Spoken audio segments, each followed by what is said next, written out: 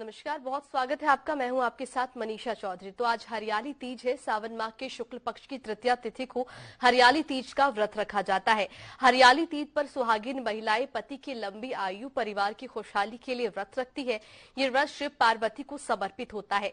इसके प्रताप से सुहाग की रक्षा, उन्नति, स्त्रियों को अखंड सौभाग्यवती का आशीर्वाद मिलता है। कैसे रखिए हरियाली तीज का व्रत, क्या इसके नियम है, कितने फायदे हैं हरियाली तीज के, इन सभी बातों पर बात करने के लिए मेरे साथ मौजूद है आचार्य कमलेश मिश्रा जी, जो कि संस्थापक है वैदिक घनाथ के। पंडित जी, बहुत स्वागत है आपका। बहुत बहुत धन्यवाद। तो चलिए कार्यक्रम की शुरुआत कर लेते हैं।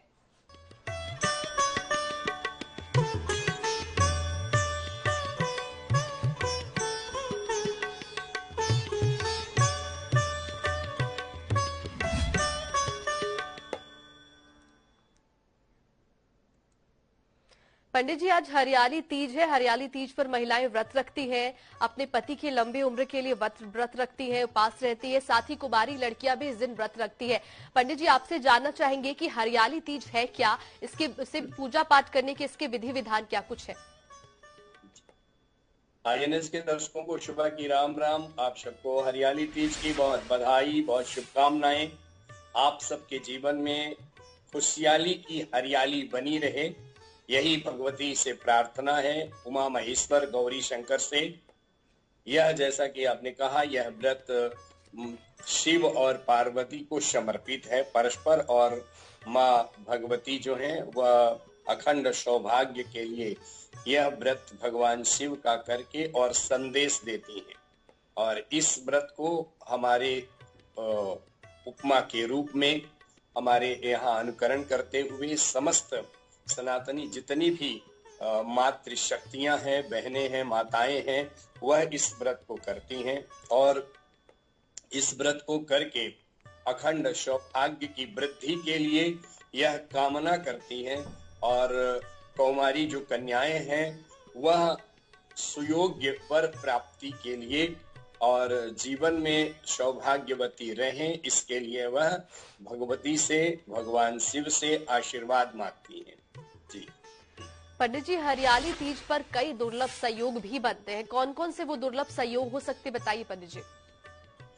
देखिए, हरियाली तीज जो है, दुर्लभ जो संयोग है सबसे बड़ा यही है कि आप इस समय हैं और आपको यह करने का अवसर मिल रहा है, और यह माँ भगवती की सेवा में आप सौभाग्य के रूप में सौभाग्यवती हैं, यह सबसे बड़ा दुर्लभ है और आपको यह व्रत करने का सौभाग्य मिला है।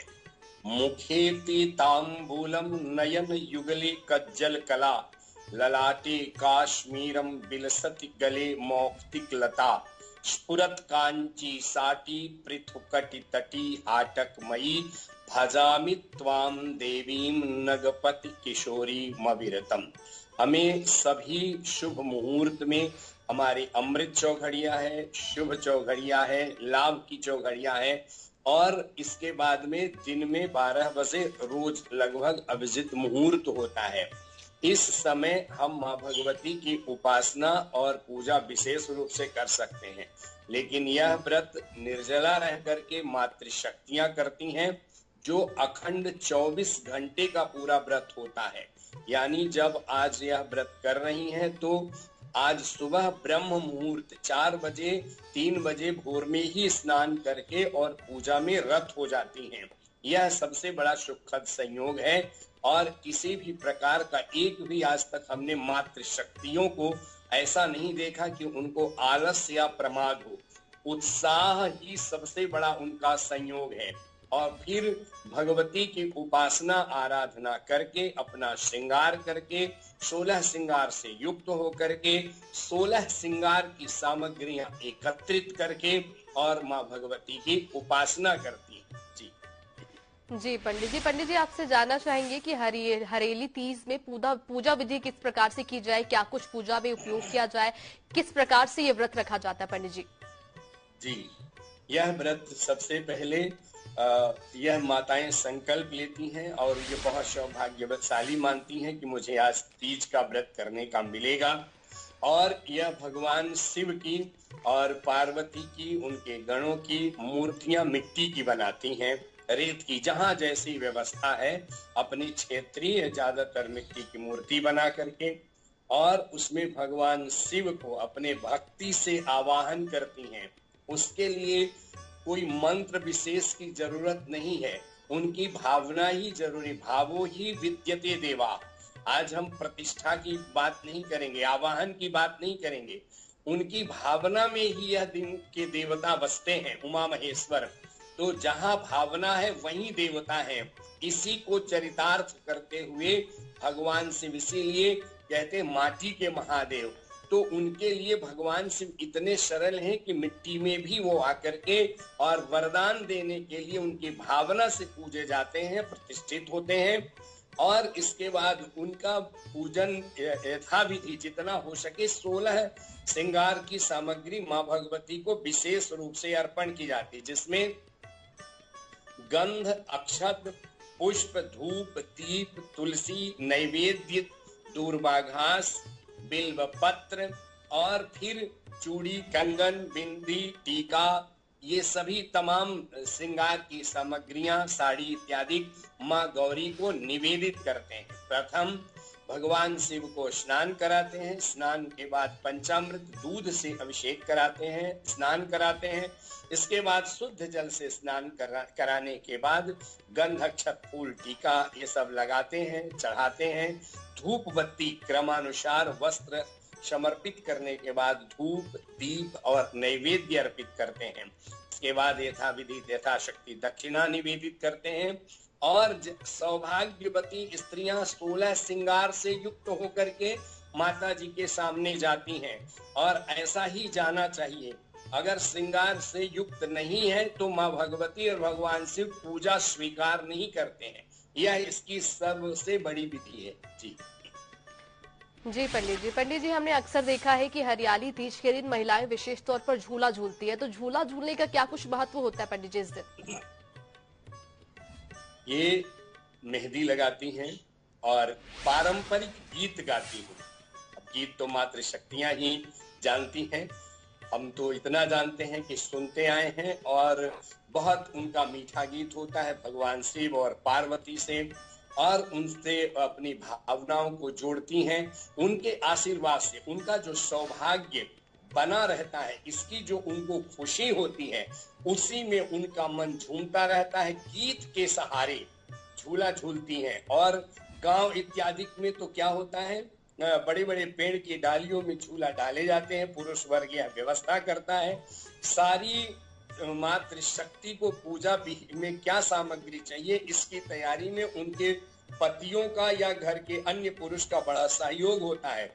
और झूला झूलने का मतलब है कि जीवन में खुशियों का, आनंद का, मन का जो मोर है वह नाचता है, मन आनंदित होता है, मन झूमता है। उसी के सिंबॉलिक में वह झूला झूल करके आनंद लेती हैं। और प्रकृति चूंकि हरी भरी है और हमारा जीवन हम उम्मीद करते हैं कि हरा भरा हो, प्रकृति के सभी गुणों को हम प्राप्त कर सके, और वह ऐसा संयोग होता है सावन की झड़ी में।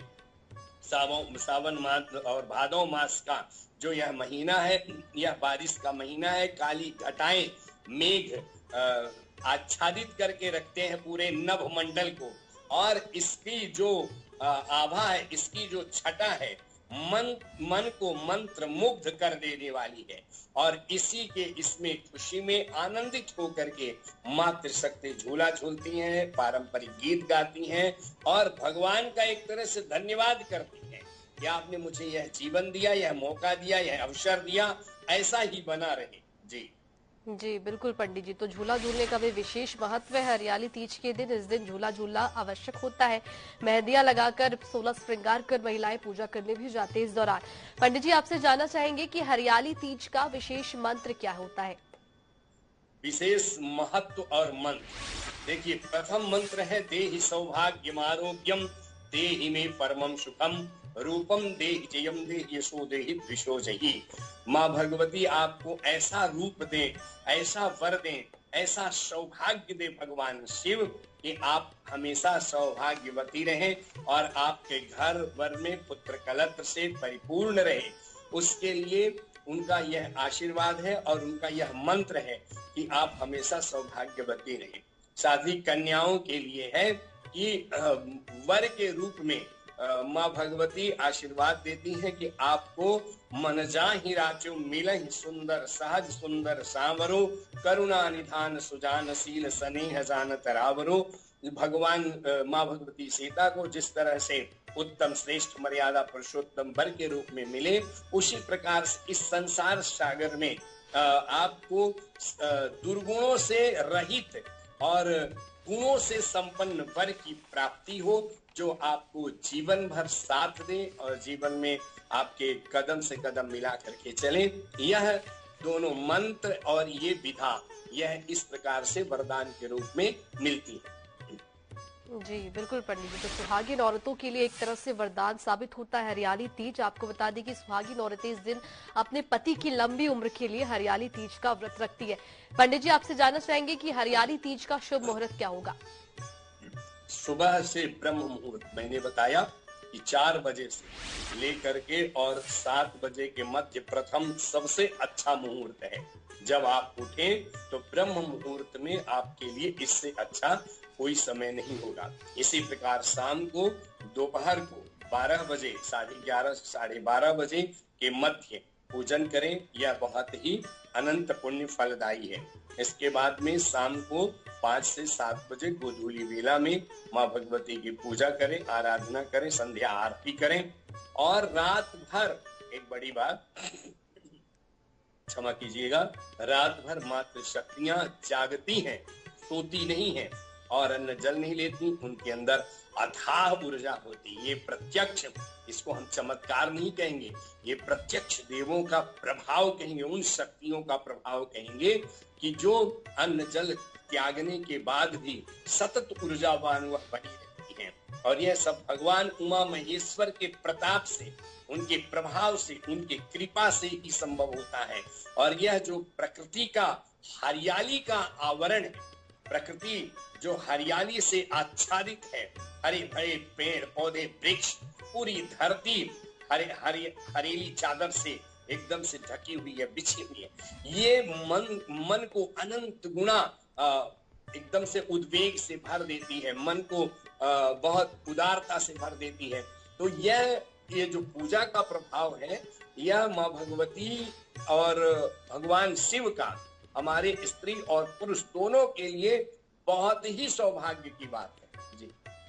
जी पंडित जी, अगर कुंवारी लड़कियां अगर हरियाली तीज का व्रत रखती है तो उससे उनको कितना लाभ पहुंच पाता है? देखिए, आज सबसे ज्यादा है, आज बड़ा मतभेद है और संबंधों में अहमियत खत्म हो रही है। आज हम सब स्त्री और पुरुष में लड़ रहे हैं। यह हमारे जितने शास्त्र पुराण में व्रत वर्णित हैं, आज आप सोचिए हमारे सनातन धर्म में कितनी विविधता है कि हर महीने हर तिथियों में कुछ न कुछ विशेष रहता है जो जोड़ने का काम करता है, जो एक दूसरे के महत्व को समझने का काम करता है। आज जब व्यक्ति अपने संबंधों में दूर भागता है, अपने रिश्तों की अहमियत गहराई को नहीं जानता, तब उन कुमारी कन्याओं के लिए यह व्रत वरदान से कम नहीं है कि वो भगवान शिव डायरेक्ट उनकी प्रार्थना सुनते हैं और यह वरदान वो जो मांगते हैं कि उन्हें अपने लिए अच्छा जीवन साथी मिले।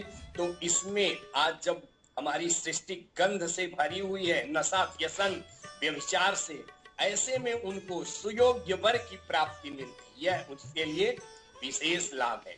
दूसरा है, देखिए आज एक बहुत बड़ा प्रश्न है, इसलिए हम इसको विशेष रूप से जोड़ रहे हैं कि आजकल स्त्री और पुरुष का अलग अलग एक टेंडेंसी सी चल पड़ी है कि स्त्री क्या सबसे ज्यादा त्याग करती है या पुरुष।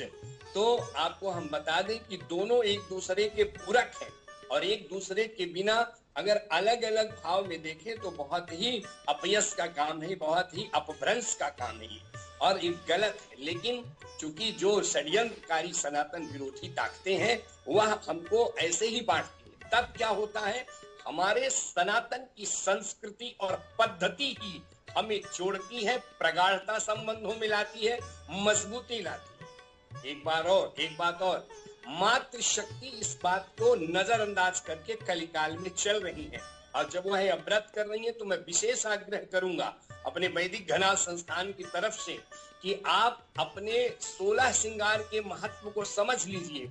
जब आप साड़ी पहनती हैं तो आप ही नहीं पहनती, पूरी प्रकृति की मर्यादा आपसे सुशोभित होती है, और पूरी प्रकृति की मर्यादा, क्योंकि आप मातृशक्ति हैं, आप पुरुष को जन्म देती हैं, इसीलिए यह सौभाग्य में सभी प्रकार के भाग्य फलते और फूलते हैं।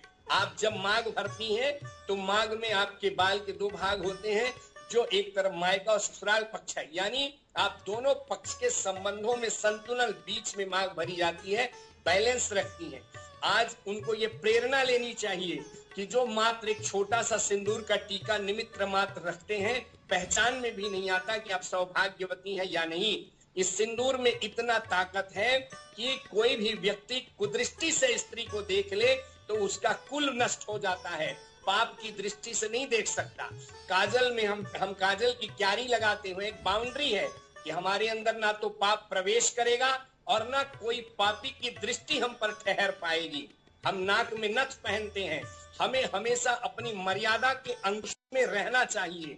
आज यह यक्ष प्रश्न इसलिए है क्योंकि सब मर्यादा को क्रॉस करने में लगे हैं फैशन की दुनिया में। तो हमें एक एक चीज का अहमियत समझना होगा। हमारी चूड़ी खनकती है तो हमारे कर्म की बोली बढ़ती है, यानी हमारे कर्म की वैल्यू बढ़ती है, और हमारे जब पायल छनकते हैं तो हमारे घर का आधी व्याधि, जरा, पीड़ा, रोग, दोष, दुख, दारिद्र और वास्तु दोष दूर होता है।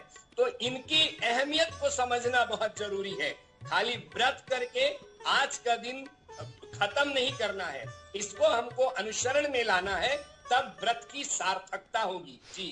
जी बिल्कुल पंडित जी। तो पंडित जी ने बताया कि आज के दिन महिलाओं को विशेष तौर पर 16 श्रृंगार करना चाहिए। महिलाओं के लिए 16 श्रृंगार बहुत ही मायनों में महत्वपूर्ण रहता है।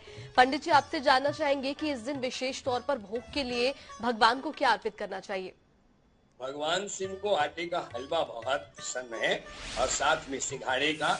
जो व्रती हो, लेकिन जो व्रत कर रहे हैं तो अनाज नहीं छुएंगे, तो वो आटे का की जगह सिंघाड़े का हलवा ले ले, भगवान शिव को भोग लगाएं। उसको हम लोग कहीं कतरा भी बोलते हैं। तो ये भगवान शिव को दूध के साथ लगाएं, अत्यंत प्रिय है। और साथ में फल, ऋतु फल, जो भी फल सीजन में हो वह फल अवश्य निवेदित करना चाहिए। ऋतु फल का बहुत महत्व है। हम पूजा में जो फल चढ़ाते हैं, दर्शक यह जान लें, एक तो भगवान को कभी भी कटा हुआ फल नहीं चढ़ता। जो घर में बाल भोग लगाते हैं वो अलग है, उनको हम भगवान श्री कृष्ण को कई माताएं पुत्र की तरह भी बांधती हैं, तो वो अलग है। लेकिन जब हम भगवान का अनुष्ठान, पूजा, व्रत धारण करते हैं, तब अखंड फल ही निवेदित करना चाहिए, क्योंकि भगवान अखंड है, इसीलिए वह निमित्त फल होता है। उस फल को चढ़ाने के बाद हम प्रसाद स्वरूप पाते हैं। इसका मतलब है कि वह सिंबॉलिक जो फल है, वह फल हमारे जीवन में सफलता रूपी फल को प्राप्त प्रदान करेगा। इसलिए हमें ऋतु फल भी चढ़ाना चाहिए। जी बिल्कुल। तो पंडित जी ने बताया कि इस दिन भगवान शिव को विशेष तौर पर आटे का हलवा चढ़ाया जाता है। साथ ही कभी भी आप जब भगवान को फल चढ़ाए तो फल या ध्यान रखें कि वो कटा हुआ ना हो, खंडित ना हो। पंडित जी, आपसे जानना चाहेंगे कि इस दिन विशेष तौर पर दान धर्म करने की भी अपनी परंपरा है, तो कौन कौन सी वस्तुओं की इस दिन दान करनी चाहिए जिससे फायदा हो? यहाँ पर सबसे ज्यादा है कि इस दिन सिर्फ हम सौभाग्य का दान करें। सौभाग्य का दान करें कैसे होगा? तो जो 16 श्रृंगार की वस्तुएं हैं वह परस्पर हम एक दूसरे को दान स्वरूप दें, जो हम समय के साथ में यथास्थान में समुचित धारण कर सकें, पहन सकें। तो ये चाहे पुरुष लोगों को भी, किसी भी स्त्री को सम्मान पूर्वक अगर सौभाग्य का सूत्र, कोई भी सौभाग्य की सामग्री दान करेंगे तो उनके घर में सुख शांति होगी, धन लक्ष्मी की प्राप्ति होगी, और वैभव छलक उठेगा, भरा पूरा होगा। और इसी प्रकार मातृ शक्तियां भी जो कुछ भी करेंगी, किसी को भी प्रसाद दें, चाहे एक केला दें, अखंड फल दें, तो ये बहुत आवश्यक है। नहीं तो ड्राई फ्रूट्स दे दें, जितनी सामर्थ्य लेकिन काट करके नहीं देना चाहिए। जो खंडित फल प्रसाद में देता है उसको खंडित फल ही मिलता है। इसलिए लोग अधूरा जीवन में फल प्राप्त करते हैं और उनका फिर नए क्वेश्चन होते हैं कि मैंने तो बहुत किया लेकिन मेरा काम पूरा नहीं बना, क्योंकि आपने किसी के साथ पूरे मन से, पूरी उदारता से, पूरी भावना से किसी को एक फल दान नहीं किया है, तो आप बहुत दान क्या करेंगे। तो इसकी अहमियत समझें। दूसरा, समय का आध्यात्मिक दान करें, मत कीजिए भौतिक वस्तुओं का अन्य दान। आप क्या करिए, समय का दान करिए और समय में भगवत चिंतन करिए। आपको प्रकृति जो सजी है हरियाली से, आज ये तीज जो आई है, और ये तीज हमारे 3 प्रकार के विकारों को दूर करती है। हमारे मन में काम, क्रोध, लोभ, मोह, अहंकार नहीं आना चाहिए। मातृशक्ति का हमें हर हाल में सम्मान करना चाहिए। यहाँ कोई बदले की भावना नहीं होनी चाहिए। जी पंडित जी, जी बिल्कुल पंडित जी। तो पंडित जी ने बताया कि इस दिन विशेष तौर पर 16 श्रृंगार की वस्तुओं का दान करना चाहिए, जिससे विशेष लाभ होगा। साथ ही आप खंडित फलों को कभी भी भगवान पर ना चढ़ाएं, इससे आपको फायदा नहीं नुकसान ही होगा। हमारे साथ जुड़ने के लिए पंडित जी बहुत शुक्रिया आपका। आप सभी का बहुत धन्यवाद और शुभ कामनाएं। तो आज के इस कार्यक्रम में फिलहाल इतना ही। कल फिर किसी नए विषय के साथ आपसे रूबरू होंगे। तब तक के लिए नमस्कार।